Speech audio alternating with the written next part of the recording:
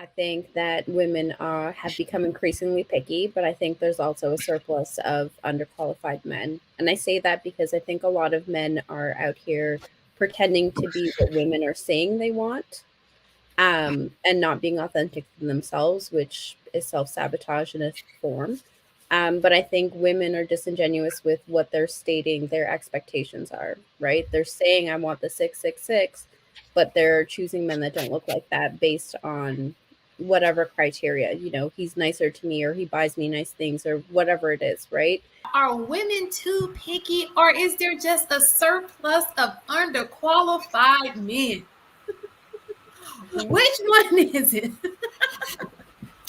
So is it enough qualified men? So it depends on what the qualifications is. So if you qualify men based off tangibles that are of a standard that only 20% just of men meet, by sheer mathematics, it's not enough for those men.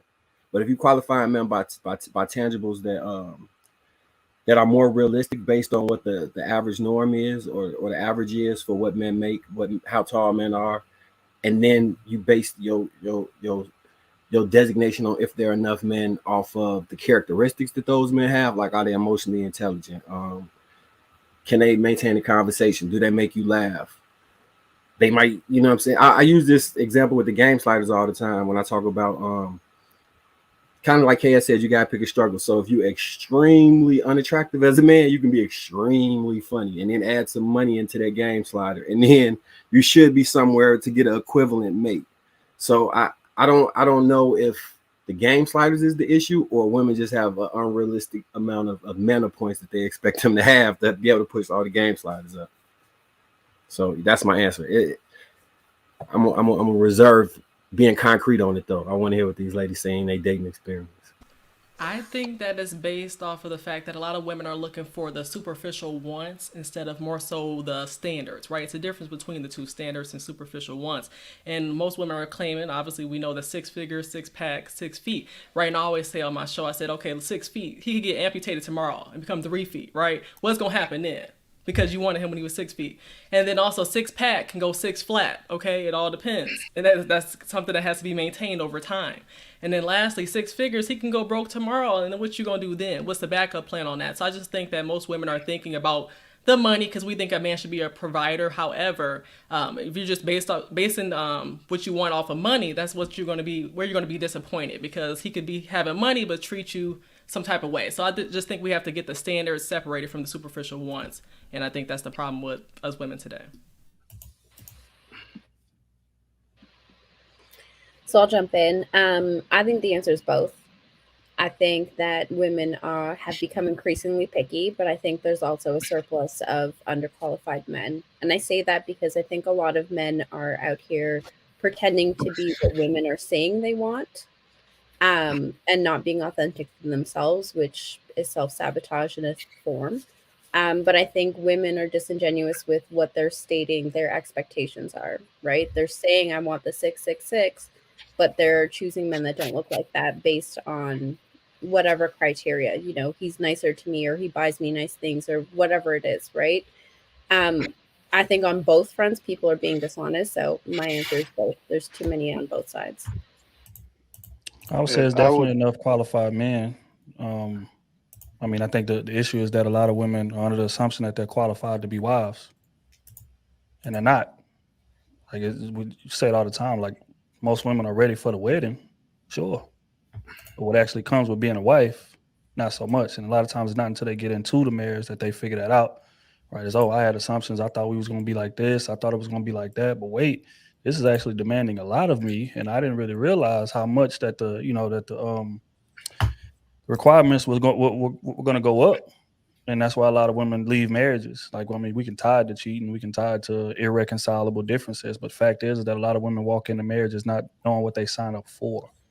So I think if people, if they looked in that mirror and took an honest look at themselves and asked themselves, hey, am I really a wife? Am I really ready to support my man like that? Am I really ready to, do what, be in my feminine and support my man's structure and, tone down whatever my desires may be, to have social media attention and things of that nature. Am I really ready to let my man direct me in terms of how I dress and let me know, hey, wait, that's a little too much? Am I really ready to let my man control my money, even though I may make more than him?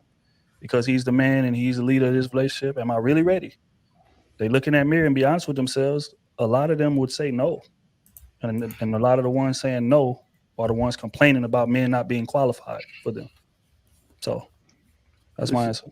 This is why I'm gonna stop going after Trill. I should have took my chance the first time. So he's absolutely. I'm not correct. trying to follow you, Mike. No, AP, I got to get this off because I got to piggyback off of what he said, and it's not even picking on women. And here's the funny thing about women. I've said it out of my own mouth.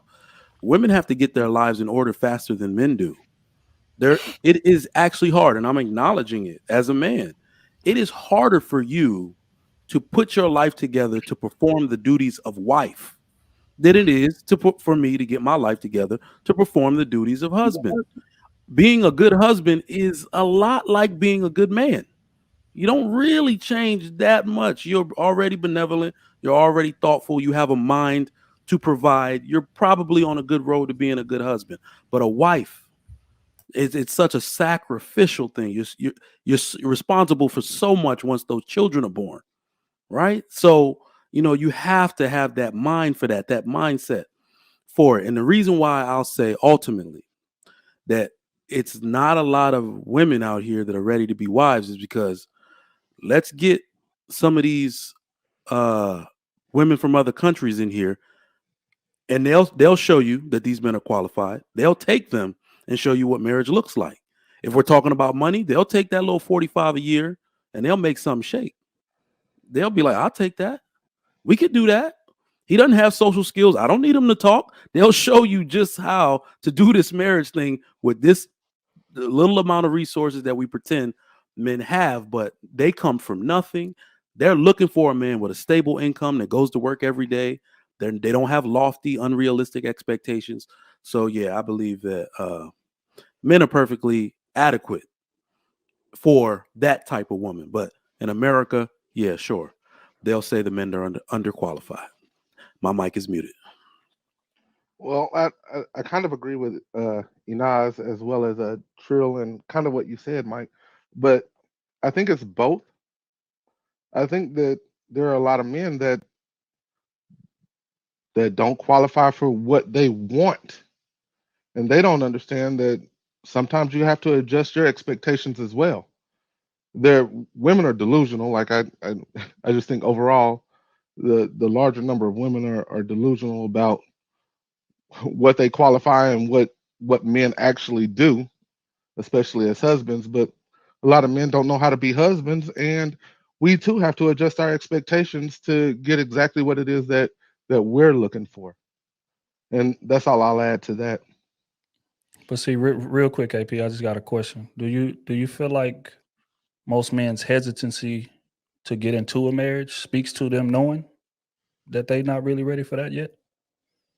Because I would say that most men that I know are not in a rush to be married. Like that's not very high on the priority list, if we're going to be honest. It's getting money, it's sustaining my lifestyle, buying my car, buying my house, getting my infrastructure set up, and then married somewhere, maybe 6, 7, somewhere on the list down there. But with women, most women, that's near the top. And I'm asking you, do you feel like men's hesitancy to dive into that speaks to the fact that we know that we ain't necessarily ready?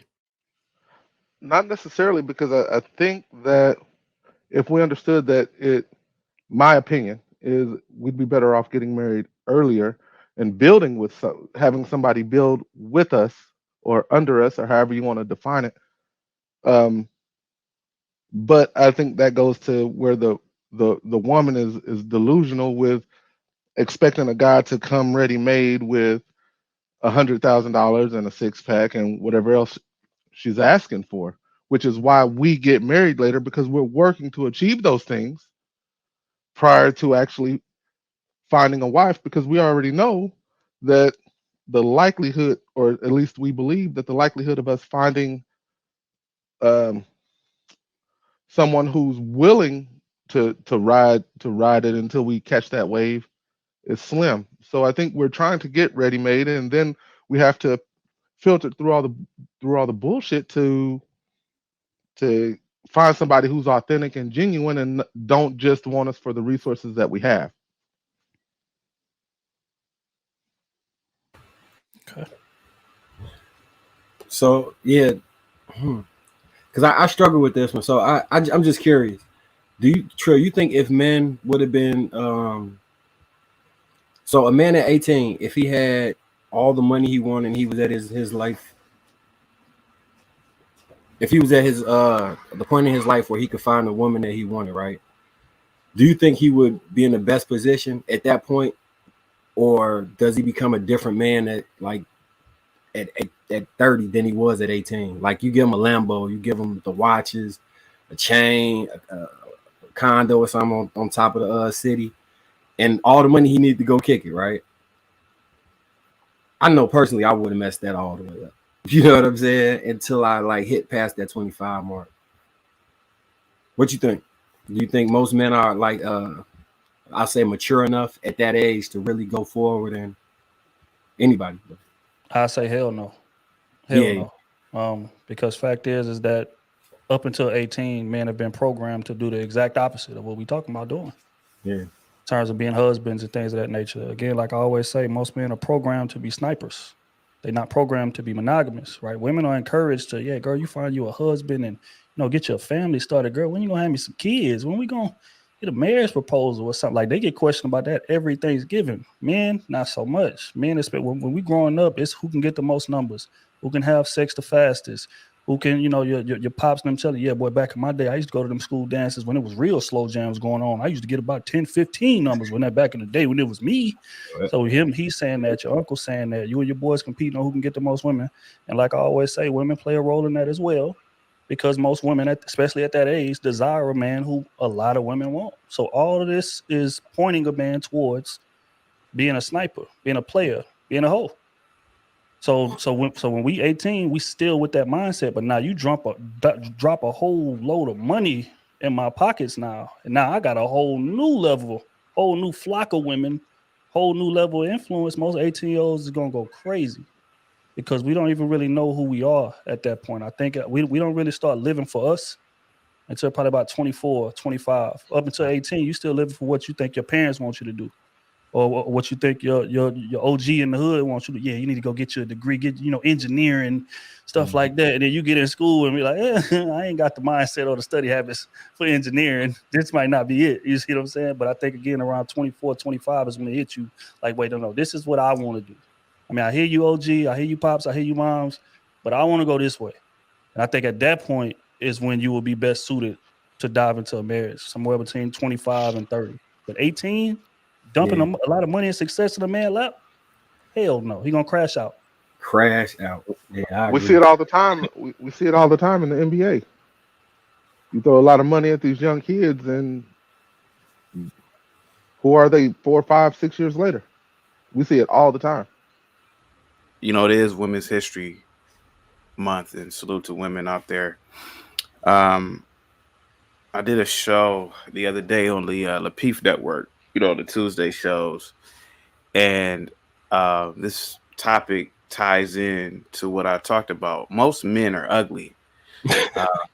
Most men are short. Most men look like Sean Kemp in the face. So by birth, most men are already unqualified just on a natural scale or in nature. So the beauty of understanding that you're ugly, the beauty of understanding that you're short, the beauty of understanding that you look like Latrell Sprewell in the face is this, that you can become qualified. The beauty of being a man, in my opinion, is that we start off like a character in a movie. Most men start off as the underdog, and we have to fight our way to the top to build this character up, And I think that's the beauty. And I think that's when men become qualified. Yes, there is a surplus of unqualified men. And I would only assume it's always been like that. And yes, women should be picky. You need to be picky because you want that qualified man to be able to send your offspring to the best schools, provide the best tutors, have that nice little nest egg in the future, maybe a business or something that can carry on. So yes, women should be picky. So that's all I wanted to say on that note in terms of the title. Salute to you guys, by the way. Yeah.